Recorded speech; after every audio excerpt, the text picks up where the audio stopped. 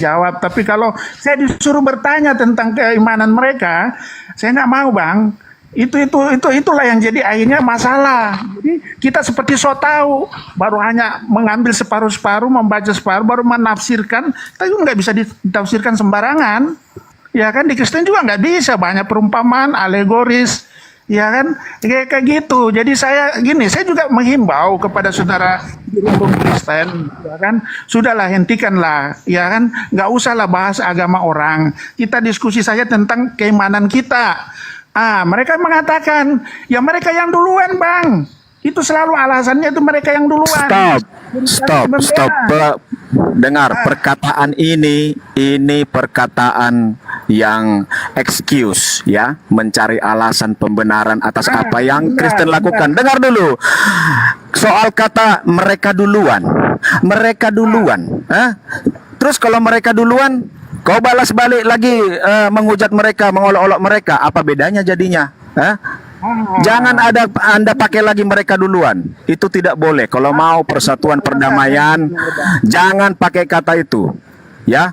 Kalau soal siapa duluan nanti sampai ke ujung-ujung, sampai ke awal-awal nggak bakalan bisa dirunut ini, nggak selesai-selesai. Ya, betul. Itu selalu harus begini. Jadilah Kristen yang berhikmah, ya. Lah, begini. Kalau memang Yesus dihina, Bible diolok-olok, memangnya kenapa? Emang nggak boleh? Silahkan. Itu kan sudah dibuatkan, memang Kristen itu penuh penderitaan, diolok-olok, dicaci maki, dihina.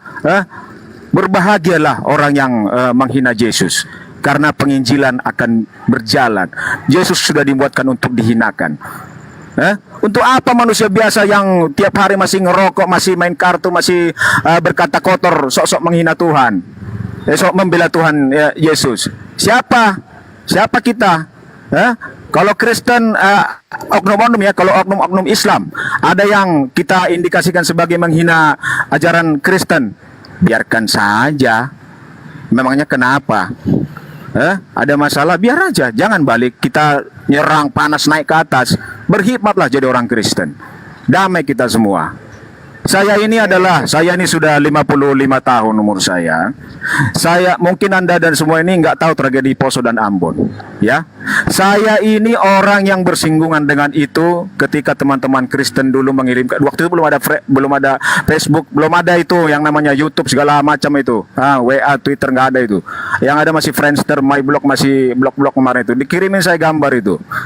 Ketika terjadi pembantaian dari pihak teman-teman Muslim, korbannya kita, merinding saya lihatnya itu. Waduh, kejam kali orang Islam ini, aduh. Tetapi saya dapat lagi kiriman gambar, begitu banyak itu korban dari teman-teman Muslim di musola itu, di Bumi Hangus, kan ada yang sampai dilepaskan leher dari badannya itu. Loh, ini bukan Kristen, ini berarti orang-orang kelahi ini, dua-duanya ini bukan Islam dan Kristen, ini orang-orang yang sedang dikuasai nafsu kesetanan ini. Nggak bisa lagi saya fanatik dengan agama Kristen saya ini. Begitu, kawan. Jadi perdebatan ini jembatan untuk penghujatan, jembatan untuk gesekan perpecahan, ya. Teman-teman Kristen, jangan sampai lagi Anda naik ke Komal Muslim kalau ingin kontra-kontraan dengan mereka. Kalau mau tanya-tanya bagus-bagus, nggak apa-apa, silakan.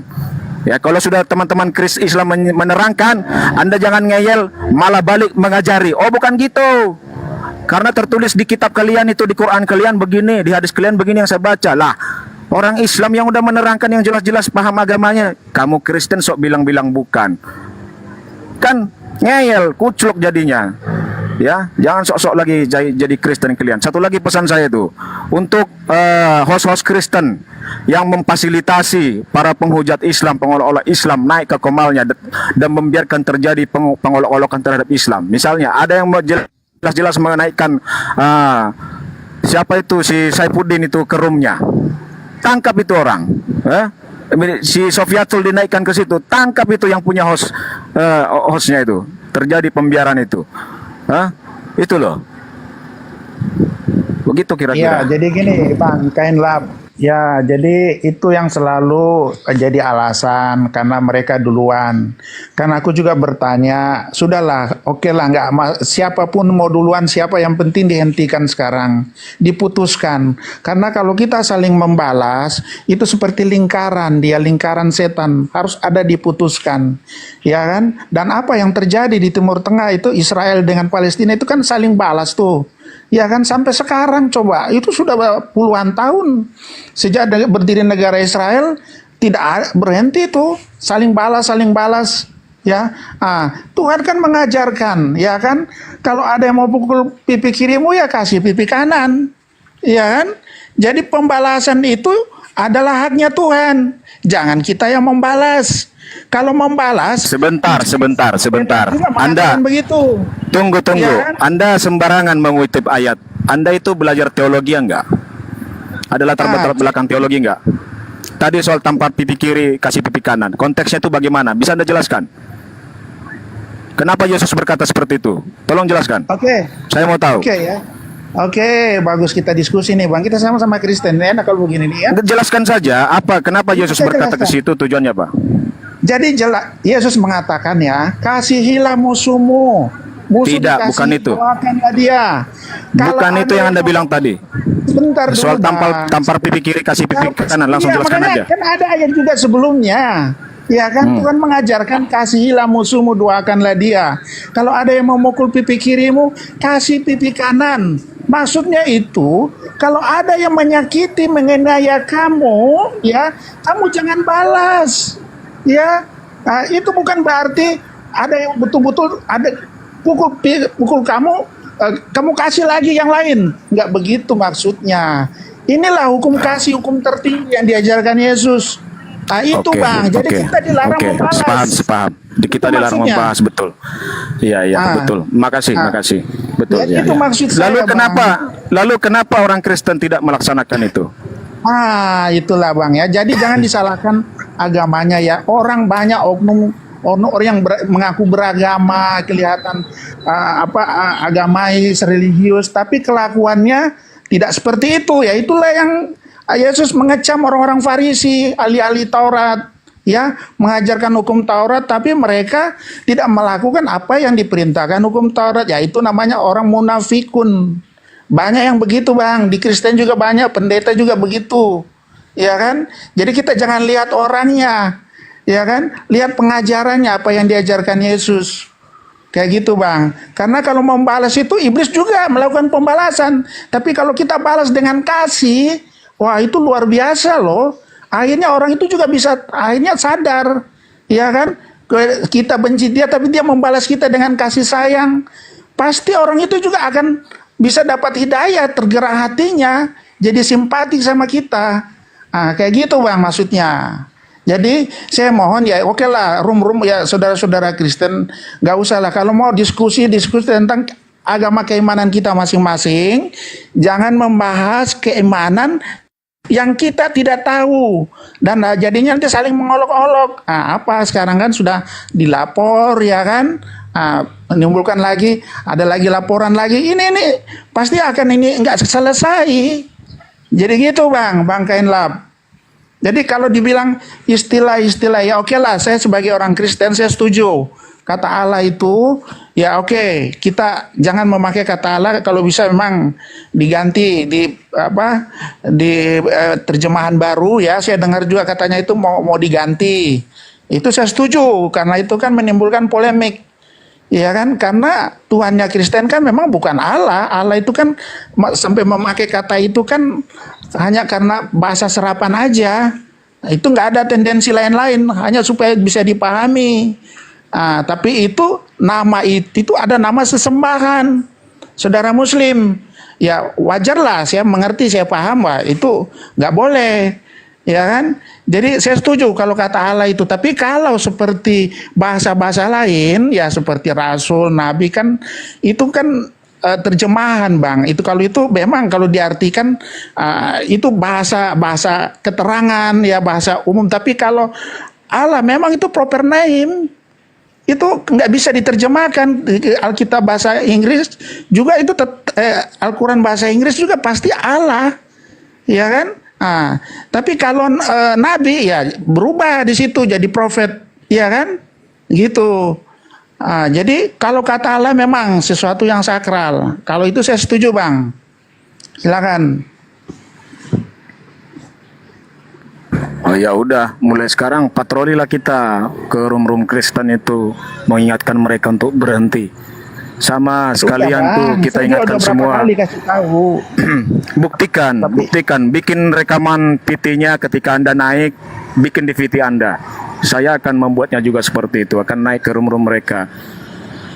Jadi satu lagi, mari gencar kita bikin PT supaya Kristen yang lagi ada naik ke komalnya Muslim. Ini untuk semua teman-teman Kristen di bawah ya, maafkan saya nih kalau saya menghimbau, bukan melarang Anda, mengajak Anda semua. Anda mau kan semua ini dihentikan kan? Mulailah dari diri kita Kristen. Berdoa dalam nama Tuhan Yesus. Ya, mudah-mudahan Anda semua dijamah rohnya. Anda tidak lagi di typingan itu berbahasa kasar terhadap room-room Muslim. Tidak lagi naik untuk menjadi bertentangan dengan mereka. Apa yang Anda lakukan sampai berbuih bermusuh mulut kalian semua itu, nggak bakalan mampu kalian menjelaskannya soal konsep kekristenan. Nggak bisa. Kalian itu niat dari awal dari bawah itu bukan dipenuhi Roh Kudus. Ketika kalian menjelaskan itu nggak bakalan bisa itu, ya. Itu pesan saya, nggak usah naik. Setelah ini jangan ada lagi yang naik. Kalau ada naik, aku nggak terima aku, ya. Apalagi naiknya mau kontra-kontraan. Tapi kalau berdiskusi tentang Islam nggak apa-apa. Siapa tahu Anda jadi masuk Islam, itu nggak apa-apa. Kalau Anda dapat hidayah jadi orang Islam dan setelah Islam Anda menjadi lebih baik, lebih sayang kepada seluruh manusia, setuju. Silakan Anda yang Kristen masuk ke Islam. Kalau itu setelah jadi Islam Anda semua malah menjadi pribadi yang lebih baik, ya. Jangan setelah Anda Islam Anda makin menjadi tidak suka dengan sesama, tidak mau membantu sesama, jadi temperamenkah semacamnya, tidak melaksanakan ajaran-ajaran Islam dengan baik. Jangan, berarti Anda gagal. Satu lagi, kalau Anda mau kena kuasa Roh Kudus tetap menjadi Kristen, nggak apa-apa, silakan. Begitu kira-kira, karena itu hak prerogatif Tuhan, ya. Ya, gini ya. Begitu saja. Terima kasih. Gini, Kenlam. Ya, saya ada setuju juga ini tentang fenomena mualaf dan murtad ya. Ya itu pilihan, nggak ada masalah, iya kan? Kalau dia merasa nyaman di situ, dia pindah itu, ya itu memang tentang kenyamanan dan kepercayaannya dia. Ya kan, hanya yang disesalkan kalau kita sudah jadi murtad, ya pindah ke Kristen atau pindah ke Muslim, janganlah kita menjelek-jelekan agama sebelumnya. Itu pesan saya loh, ya kan? Itu akan menimbulkan kebencian. Ya, kalau didengar atau dilihat, ya kan, kesaksian-kesaksian yang menjelekkan agama sebelumnya, itu kan menimbulkan sakit hati juga, karena ini kan bicara tentang keyakinan. Fokuslah ya ke agama yang baru, belajar tentang agama yang baru. Jangan Anda menjelek-jelekan agama sebelumnya. Malahan ada yang diangkat jadi pendeta, ya kan? Wah, luar biasa. Tiba-tiba baru murtad langsung jadi pendeta, ya kan? Ada juga di saudara Muslim yang baru mualaf sudah langsung jadi ustadz. Wah, luar biasa, ya kan? Harus belajar dulu, ya kan? Untuk jadi pendeta itu kan harus sekolah ya, sama dengan S1 itu nggak sembarang untuk jadi pendeta. Banyak ilmu yang harus dipelajari, sejarah agama, ya kan, tentang bahasa-bahasa asli Alkitab, ya kayak gitu Bang. Itu yang saya sesalkan, itu banyak yang begitu, ya menjelekkan agama sebelumnya. Nggak usah, fokus saja dengan agama yang baru, gitu Bang. Besok biar Bapak bilang itu sama si Saifuddin itu. Bilang itu. Iya. Bilang sama dia itu. Berarti Anda kenapa bisa Anda murtad ke Kristen? Berarti Anda itu tidak sungguh-sungguh belajar Islam dulu dengan benar. Makanya Anda pindah ke Kristen. Jadi apa yang Anda lakukan terhadap Islam bukan tidak mungkin Anda akan lakukan juga terhadap Islam Kristen nanti. Seperti itu. Jadi jangan percaya orang-orang yang pindah dari agama Islam jadi Kristen itu. Jangan percaya mereka. Mereka tuh tega menggadaikan agama Islam yang mulai dari kecil mereka selalu berdoa dalam Islam. Di kalau baru lahir di ketelinganya itu dibacakan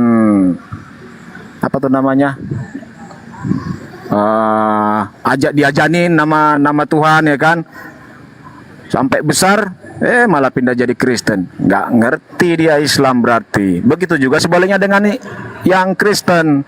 Kalau ada Kristen pindah ke Islam atau agama lain, berarti dia nggak paham kekristenan, nggak belajar sungguh-sungguh, begitu loh. Udah kebanyakan ngomong nih, jadi kayak kita berdua bernarasi di sini. Udah di bawah nih udah banyak bilang ganti katanya. Udah aku diam dulu lah. Kembalilah ke host lah. Kita udah ngomong lagi lah, nggak usah ngomong lagi lah, ya. Oke, Pak kembali Nyuma ke host. ditanggapi. Oke. Baik. Jadi gini Bang, Alhamdulillah, terima kasih banyak kalau saudara sudah memiliki pandangan seperti Bang Richard dan juga saudara Kain, ya. Itu pandangan yang sangat bagus. Keadaan ini sekarang memang kita harus bijak menyikapi, ya. Hanya saja kita tidak bisa mewakili agama kita yang memiliki kemudian kekuatan di mana dua-dua agama ini membawa misi yang sama. Apa itu? Untuk diajarkan kepada seluruh umat manusia. Pembedanya kita adalah, kalau di Islam itu Bang, Al-Quran hanya diperintahkan untuk menyampaikan. An-Nahl ayat 125. A'udzubillahi minasyaitonirrajim. Ud'u ila sabili rabbika bil hikmah wal mau'idatil hasanah. Serulah manusia kepada jalan Tuhanmu dengan hikmah dan pengajaran yang baik. Jadi perintahnya hanya diseru. Serukan, sampaikan kepada manusia. Serulah manusia itu agar menuju kepada jalan Tuhanmu. Jadi diperintahkan hanya untuk menyeru. Nah, sedangkan kalau di kitab saudara, Matius 28 nomor 19, jadikanlah, original teksnya matetewo, jadikanlah murid seluruh bangsa. Nah ini pembedanya. Kalau di Islam sederhana kan, cuman disuruh memberi peringatan saja. Semacam saya, tugas saya hanya memberi peringatan. Ana munzir. Saya hanya memberi peringatan. Tuhan itu begini loh. Nabi yang betul itu seperti ini loh. Kitab suci yang benar itu kayak gini loh. Mau terima silakan. Tidak mau terima silakan. La ikraha fiddin. Nah, cara menyampaikan pun diajarkan bil hikmah wal mau'idatil hasanah, dengan cara hikmah dan pengajaran yang baik. Sedangkan saudara Kristen, mohon maaf nih, memang ada perintah, jadikanlah semua bangsa. Berarti perintah menjadikan, beritakanlah Injil kepada seluruh bangsa. Yang terima, percaya, dibaptis, yang tidak percaya akan dihukum. Artinya, dua agama ini memiliki misi yang sama. Serulah manusia kepada jalan Tuhanmu dengan hikmah. Beritakanlah Injil kepada seluruh makhluk. Tuh, cakupan muatan sama. Pembedanya kemudian adalah Islam menyampaikan ayat suci Al-Quran sebagaimana original teksnya. Apa yang di situ itu yang disampaikan. Kalau di Kristen berbeda. Karena muatan cakupan jadikanlah seluruh bangsa menjadi muridku, maka muatan dan cakupannya itu penekanan. Harus jadi, kalau tidak melanggar kita. Karena itu perintah. Jadikan. Bagaimana caranya menjadikan? Ya mohon maaf nih. Harus berpola kepada 1 Korintus 9 nomor 20-21. Filipi 1 nomor 18. Dengan maksud palsu, dengan semangat palsu, dengan mengelabui, dengan cara kamuflase, itu semua perintah. Sehingga kami umat Islam pasang badan. ketika saudara-saudara Kristen yang menganut ajaran kasih datang untuk menjadikan kami sebagai penganut agama kasih, maka kami mengkanter itu semua. Dengan cara apa? Dengan cara ma'ruf. Kecuali nih, ada pengecualian di dalam Al-Quran. Apa kata Al-Quran? Wala tujadilu ahlal kitab illa billati hiya ahsan. Janganlah kamu berdebat dengan ahli kitab melainkan dengan cara yang baik. Illalladzina zalamu minhum. Kecuali dengan orang-orang yang zalim yang ada di antara mereka. Ahli kitab sudah pasti adalah orang Yahudi. Ahli kitab sudah pasti adalah orang Nasara. Dan orang zalim adalah dia yang ada di antara keduanya. Nah, kami harus keras, tegas. Kami diperintahkan walan tujadilu ahlal kitab. Jangan kamu berdebat dengan ahli kitab. Illa, kecuali billati hiya ahsan. Kecuali kamu berdebat dengan mereka dengan cara yang baik. Tapi ada pengecualian lagi. Illalladzina zalamu minhum. Kecuali terhadap orang yang zalim di antara mereka. Apa perintahnya kemudian? Kul wa qulu amanna billati unzila ilaina wa unzila ilaikum wa ilahuna wa ilahukum wa wahid wa nahnu lahu muslimun. Jadi penekanannya adalah katakanlah kepada mereka, kami telah beriman kepada kitab-kitab yang diturunkan kepada kami dan yang diturunkan kepadamu. Tuhan kami dan Tuhanmu adalah satu, dan hanya kepada Dialah kemudian, kepada kamilah kata Allah kemudian berserah diri. Nah tuh. Nah jadi kalau kita berbicara mengenai skala ini, saudara-saudara sekalian, silakanlah orang Kristen menyampaikan kekristenan itu. Kami pun umat Islam menyampaikan keislaman itu. Ketika dialog ini dibangun, didiskusikan kemudian materi-materi keagamaan kita, maka mari kita mendiskusikannya dengan kepala dingin, tanpa hinaan dan tanpa penistaan, penghujatan. Itu bisa terjadi, bisa. Saya sudah sering kali membuktikan itu.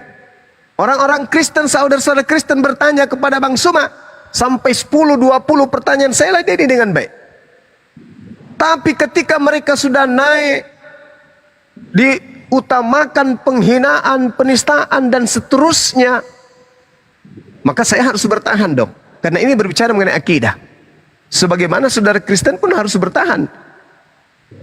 Tapi sayangnya Kristen itu diajarin seperti yang disampaikan oleh saudara Kain. Kristen mau, Yesus mau dihina, Yesus mau diapakan pun gak usah melawan. Karena itu adalah ajaran teori yang ada dalam Bible. Nah itu dia masalahnya.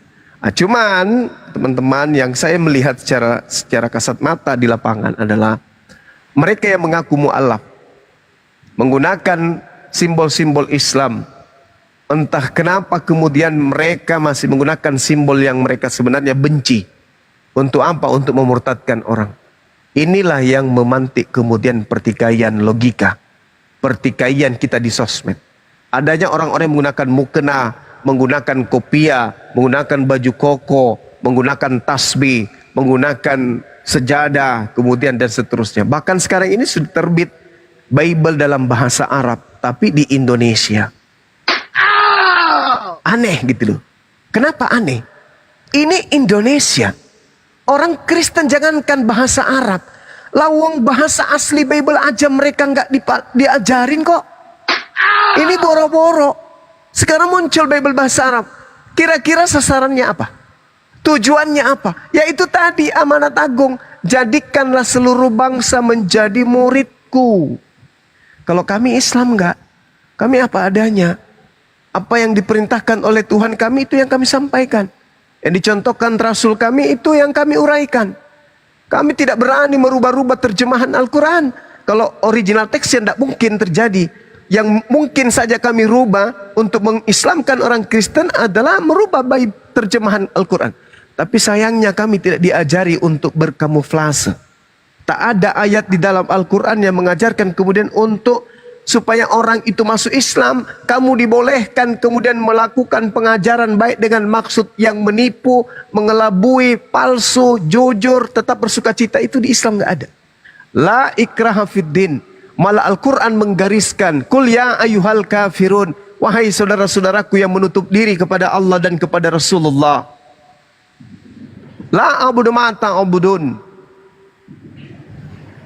Jadi jelas penggarisan Al-Quran itu. Tuhanmu Tuhanmu, Tuhanku Tuhanku, agamamu agamamu, agamaku agamaku. Aku tidak akan pernah mau menyembah Tuhanmu, dan Tuhan kamu pun tak akan pernah mau menyembah Tuhanku. Harusnya penggarisan ini kita pakai.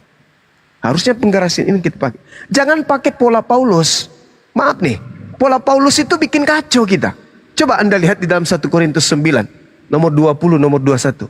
Kepada orang Yahudi saya mengaku orang Yahudi, supaya saya bisa memenangkan banyak orang Yahudi. Kepada penganut Taurat, saya tampil sebagai penganut Taurat, meskipun saya tidak taat kepada Taurat, supaya bisa memenangkan banyak penganut Taurat. Kepada orang Yunani, saya mengaku sebagai orang Yunani, supaya aku bisa memenangkan banyak orang Yunani. Jangan dipakai di Indonesia, sistem ini nggak bagus.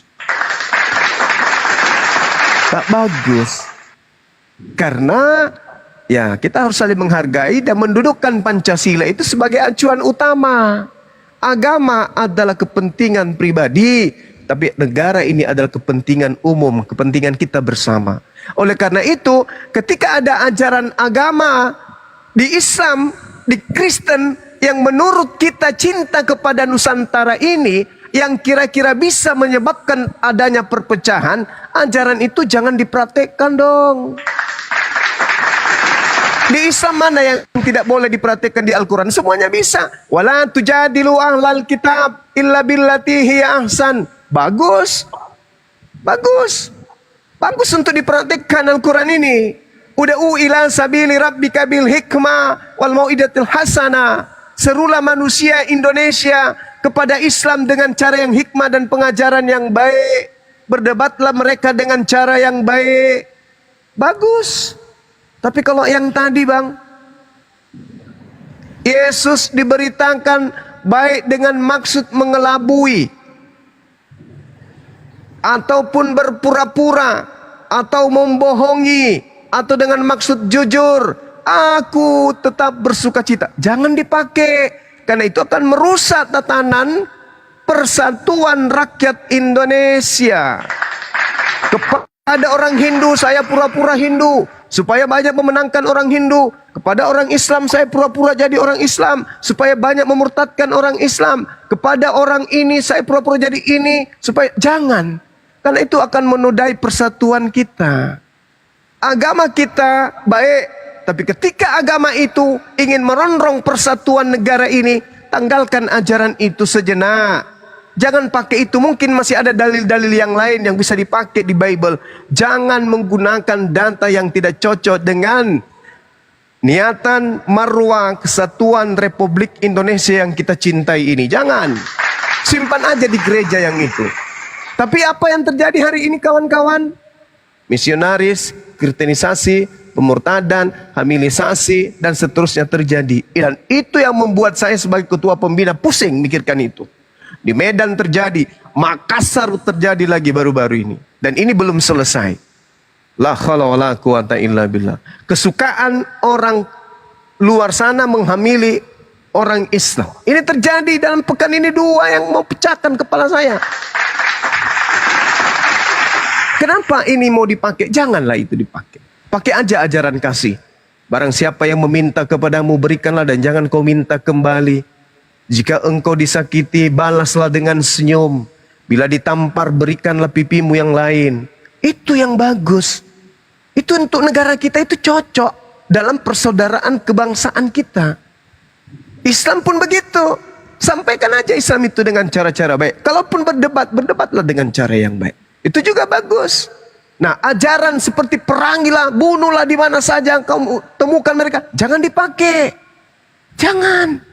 Karena negara ini harus kita cintai. Kita isi kemerdekaan ini. Meskipun kita berbeda keyakinan, kita isi negara yang diwariskan nenek moyang kita ini. Jangan besar-besarkan masalah teroris. Jangan besar-besarkan masalah penjajahan. Udah, kuburkanlah itu semua. Mari kita rangkulan. Tapi ingat, data-data di dalam kitab suci Al-Quran, data-data yang ada di dalam Bible, yang kira-kira bisa memecahkan persaudaraan sebangsa dan setanah air kita, dikubur dulu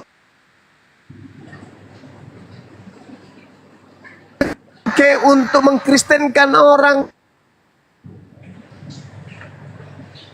Silakan berdebat, silakan berdiskusi untuk mengisi kemudian kebinekaragaman kita sebagai anak-anak bangsa, tapi dengan marwah dan niatan yang baik. Saya kira begitu. Ya, cita-cita saudara Kain dan juga Kirchat itu sangat bagus. Yang penting kemudian yang tadi sesuai dengan koridor agama kita, dari mana asalnya. Tadi dalam kitab suci kita yang kira-kira mencederai persaudaraan kita sebangsa dan setanah air, itu dipakai aja di rumah ibadah. Jangan dipakai untuk kemudian Islamisasi, jangan dipakai untuk Kristenisasi. So, ia sekata mengisi kemerdekaan menuju Indonesia yang jaya. Demikian. Silakan Bang Handi dan teman yang lain.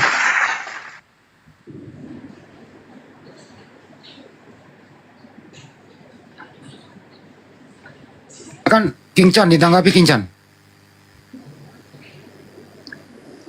King, Halo, ya. ya tanggapi Bang. Saya yang nanggapi atau Kain Ya. Lab dulu?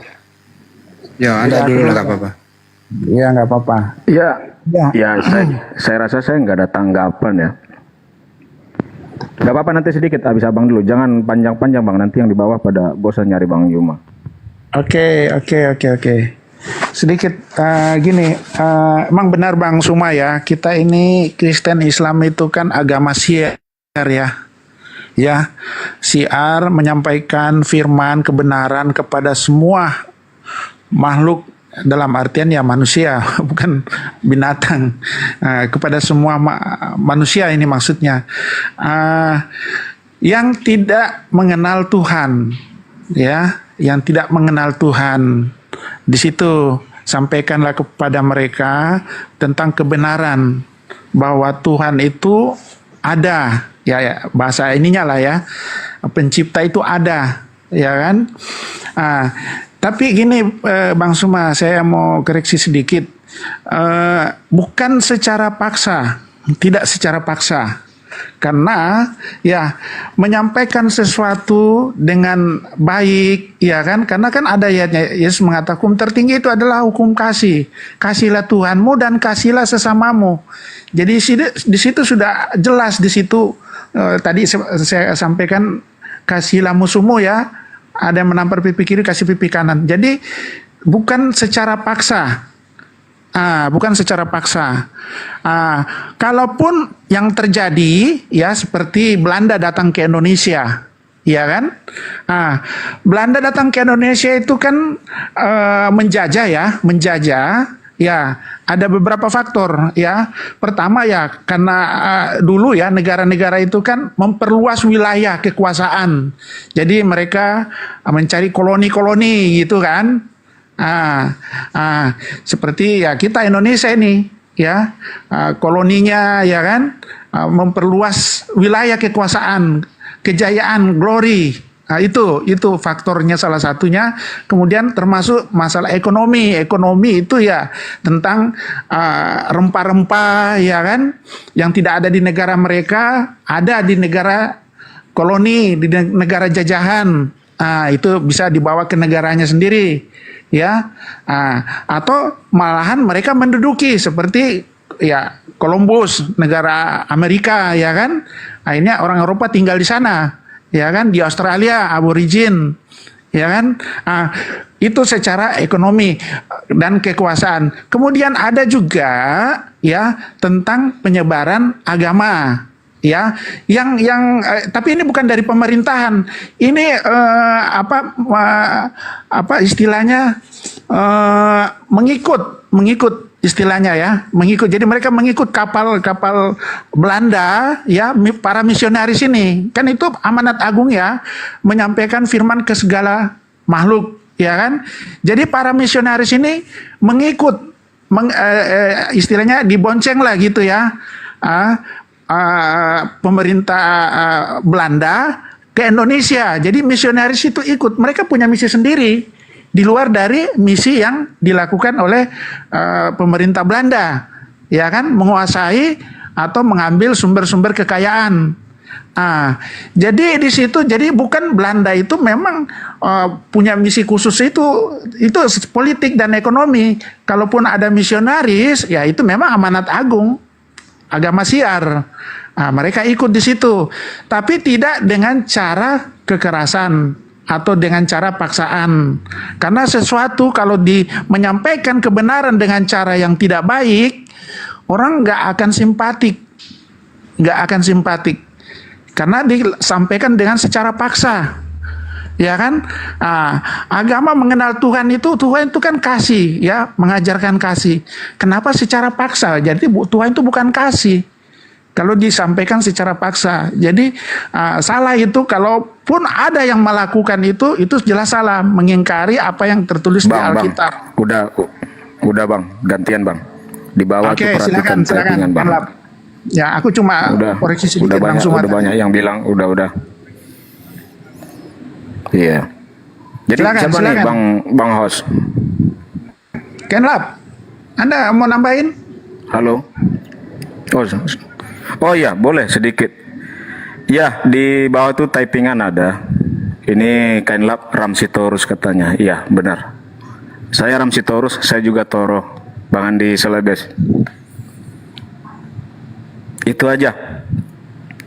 Makasih. Saya izin turun boleh ya? Terima kasih semuanya. Terima kasih Bang. Ya. Yo. Kirain Anda mau nampain, kalau tadi aku terusin, gimana sih Kenlap? Enggak.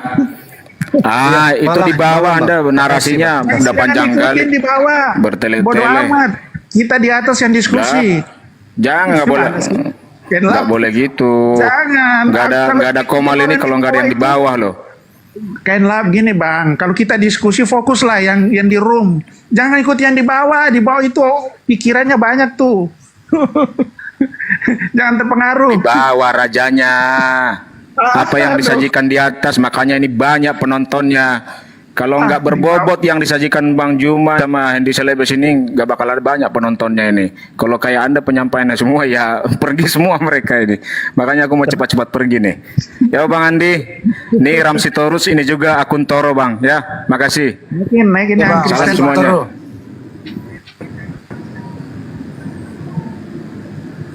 Oke, sekarang Bang coba lagi menanggapi King ya. Boleh, silakan. Nanti ada fokus lah masalah topik nanti. Silakan Bang Juma. Iya. Jadi pada dasarnya kemudian semua agama itu ingin dikatakan baik. Semua ajaran yang menjadi tuntunan manusia itu mengklaim dirinya baik. Akan tetapi pada implementasi ya di lapangan, praktek di lapangan, itu terkadang justru tidak relevan dengan apa yang kita ucapkan. Tapi justru sesuai dengan apa yang tertulis di Bible atau di dalam Al-Quran. Ketika kemudian kita menyadari itu, bahwasanya ada cakupan perintah Islam, Kristen diperintahkan untuk tablik, diperintahkan untuk kemudian syiar terhadap apa yang diceritakan atau apa yang diwartakan atau apa yang menjadi cakupan daripada kitab yang kita anggap suci. Maka kecenderungan kita adalah berlomba-lomba untuk melakukan itu supaya dianggap sebagai orang yang melakukan kebaikan. Alhamdulillah, ketika Al-Quran kemudian menceritakan dirinya, salah satu misalnya contoh perintah bunuhlah, penggallah di mana saja kau temukan mereka. Rupa-rupanya disiplin ilmu Al-Quran mengantarkan umat Islam itu mengetahui ini adalah ayat yang terkait dengan perang. Di mana ketika kondisi perang, maka yang ada di sana adalah kalah atau menang, menyerah atau merdeka, dibunuh atau dibunuh, membunuh atau dibunuh. Itu yang ada. Situasi itu menyertai anak keturunan Adam sampai hari ini. Makanya dalam Bible dan di dalam Al-Quran itu jelas. Ketika kemudian Adam ingin dicipta oleh Allah, wa iz qala rabbuka lil malaikati inni ja'ilun fil ardi khalifah, para makhluk gaib protes. Kenapa engkau ingin menciptakan manusia yang akan hanya membuat pertumpahan darah di atas muka bumi?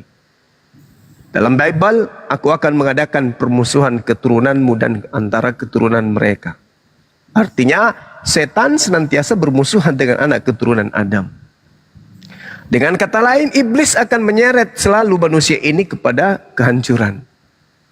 Tapi manusia diberi akal akan mempertahankan kodratnya sebagai pemimpin supaya tidak terjerumus kepada kehancuran itu. Nah, fenomena yang ada hari ini. Kristen dengan siarnya yang ada, Islam dengan siarnya yang ada. Seperti yang saya gambarkan tadi, di Islam itu, coba kita lihat. Sebelum ada debat-debat seperti ini, Islam tidak pernah tampil di luar garis. Ustadz kami, ulama kami, para mubalik, para da'i, habib, habaib, ustazah, semuanya tetap berada koridor menghadap kepada umat. Mereka berkhutbah kepada umat. Mereka semuanya berceramah kepada umat.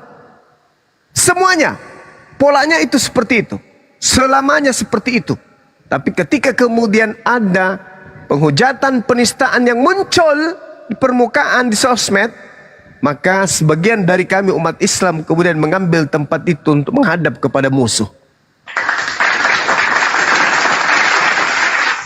Nah, ini terjadi, ini keadaan. Kenapa itu bisa terjadi? Karena di Al-Quran itu tidak ada perintah untuk memaksakan orang lain. Tidak ada cakupan dalam Al-Quran untuk menjadikan seluruh bangsa menjadi Islam. Jadikan tidak. Malah Al-Quran mengatakan wakulil haqqu mir rabbikum. Kebenaran semuanya sudah ditorehkan oleh Allah. Siapa yang mau beriman silakan beriman. Siapa yang mau kafir silakan kafir.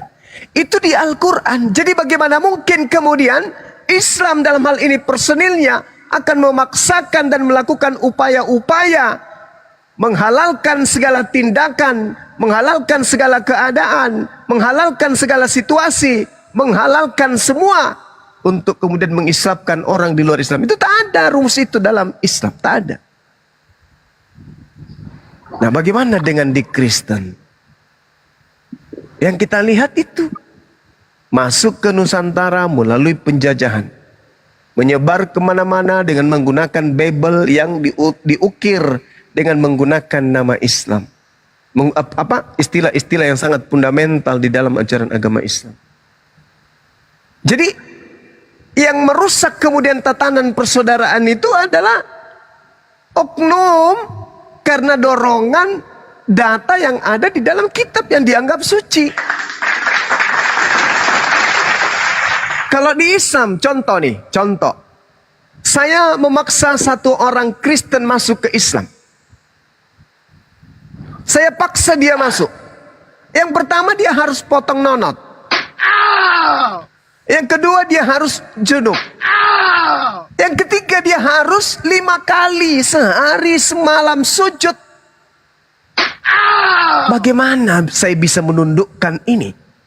Bagaimana saya bisa memaksakan pola ini kepada orang yang tadinya tidak pernah tahu apa itu sujud? Apa yang bisa saya dapatkan dari hal tersebut? Sedangkan saya sendiri nih, sholat cuma 5 menit, pekerjaannya ringan, malah identik dengan kebugaran jasmani, masih berat melakukan itu. Lahir dalam keadaan Islam padahal. Sudah menjadi rutinitas ritual sehari-hari padahal. Tapi tidak semulus yang kita bayangkan. Ketika azan dikumandangkan, Allahu Akbar, Allahu Akbar. Tidak semudah orang melihat kaki begitu mudah melangkah ke masjid, tidak. Penuh dengan perang batin. Penuh dengan perang keadaan. Tangan perang dengan hati, kaki perang dengan kalbu, mata pun ikut berbicara, kuping ikut berbicara, protes. Aku masih mau mendengarkan ini. Aku masih mau menonton. Janganlah dulu ke masjid. Perang terjadi, berkecamuk di mana-mana. Sehingga tidak banyak orang yang gugur di dalam perang melawan hawa nafsunya. Hanya untuk sekedar 5 menit sembah Tuhan. Sujud kepada Tuhannya. Ini umat Islam yang dari lahir. Boro-boro mau memaksakan orang yang tadinya hidup bebas. Tidak pernah sujud. Tidak bersunat. Makanannya serba. Lalu kita mau ajak dia masuk ke Islam. Adalah sesuatu yang menjadikan kita itu menjadi bodoh. Itu mustahil. Tidak mungkin.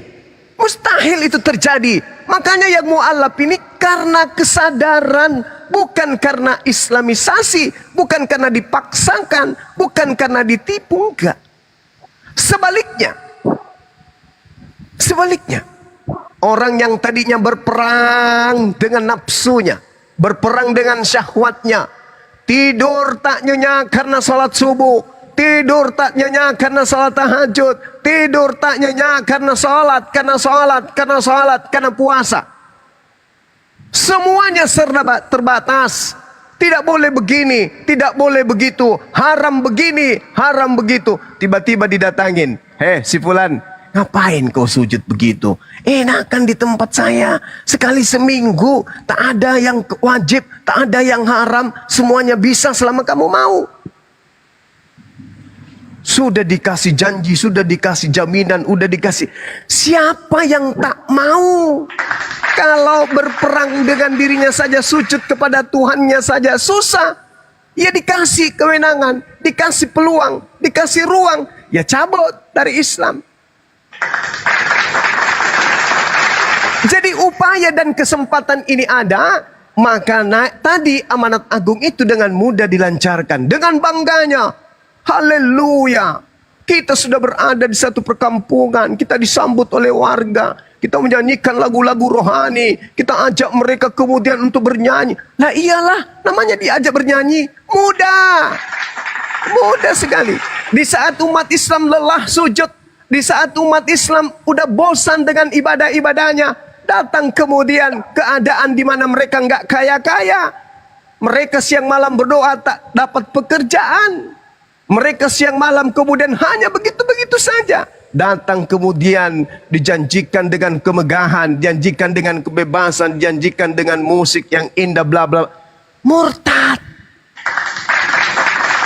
Dengan mudahnya. Jadi di situ ada job desk, ada pekerjaan, ada ruang yang bisa dilakukan oleh orang-orang tertentu untuk melakukan hal tersebut kepada umat Islam. Tapi di Islam ada enggak? Tak bisa boro-boro mengajak orang yang tadinya sekali seminggu, itu pun hanya datang memuji Tuhan mereka dengan sukarela, dengan dengar musik, bla bla bla dan seterusnya. Tiba-tiba kita ajak mereka menggunakan pakaian ini, pakai sarung, pakai kopiah, pakai baju koko, 5 kali sehari ke masjid, bla bla bla bla, kita atur segala-galanya. Mana bisa? Gak bisa. Makanya Al-Quran membebaskan, wa qulil haqqu min rabbikum.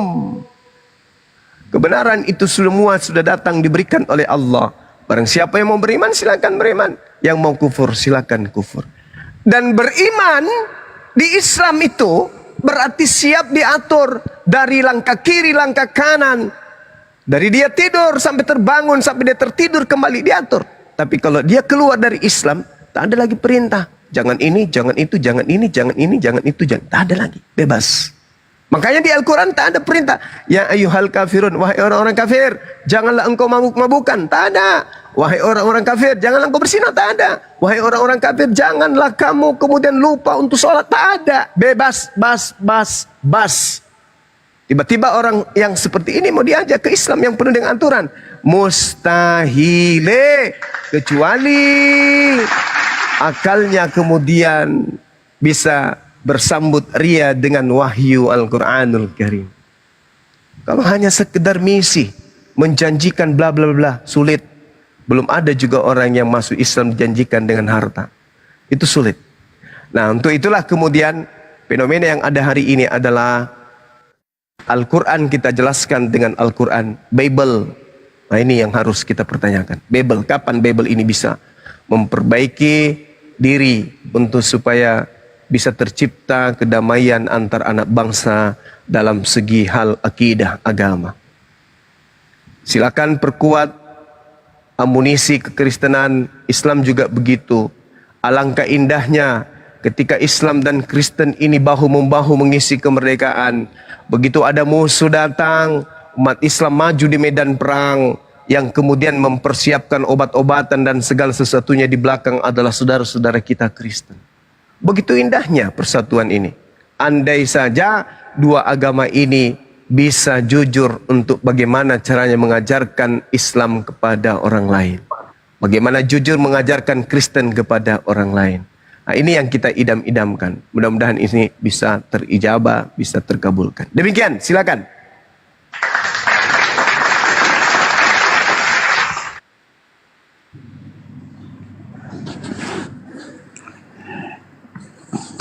King, jangan tidur, King. Iya bang. Ini ada meong Kristen kali ini, bisa mungkin menanggapi Coba. dulu. Jangan aku aja. Coba saya absen. Meong, selamat malam. Selamat malam Bang Handi, Bang Zuma.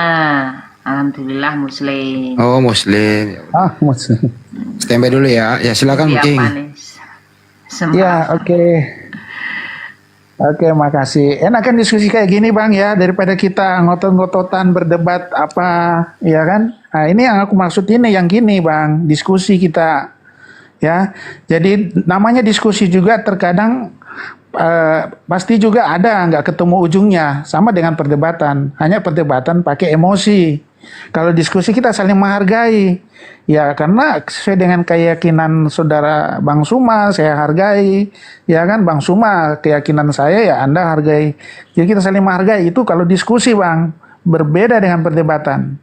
Makanya saya nggak mau ikut perdebatan. Jadi gini Bang Suma, tadi ya yang Bang Suma katakan, ada aku koreksi sedikit ya tentang Paulus ya. Paulus ketika menyampaikan berita berita kebenaran firman, ketemu orang Roma, dia jadi seperti orang Romawi, dia ketemu orang Yahudi, dia jadi seperti orang Yahudi. Kan gitu ya Bang Suma ya. Gini Bang. Ya, Bang. Lanjut. Betul ya. Jadi Bang Suma gini, aku meluruskan sedikit. Maksud dari Paulus itu ya seperti nih, penginjil atau misionaris nih masuk ke suatu daerah. Contohlah di daerah Batak di sana kan dulu kan masih penganut pagan ya, masih percaya hal-hal yang gaib gitu kan. Penginjil yang masuk ke sana ya dia kan orang baru. Dari kelihatan dari watak fisiknya saja udah kelihatan bahwa ini orang bule nih. Iya kan?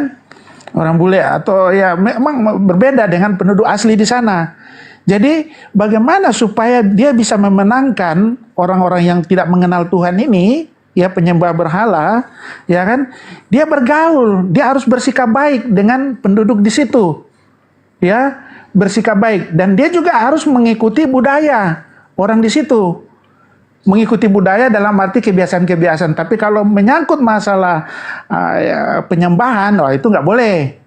Ya kan, sudah salah. Karena ya penginjil harus mengatakan ya hanya Allah saja yang Tuhan yang harus disembah. Jadi dia harus mengikuti tradisi budaya-budaya orang di situ, ya supaya dia diterima. Nah itu maksudnya Paulus itu. Ya, jadi dia seperti orang seperti di Athena, di Yunani, atau di Roma. Roma itu kan penjajah dulu orang Yahudi kan, waktu zaman Yesus. Jadi dia pergi ke Roma, ya, menyampaikan firman dengan orang di sana, dan mengikuti tata cara ibadah, bukan mengikuti tata cara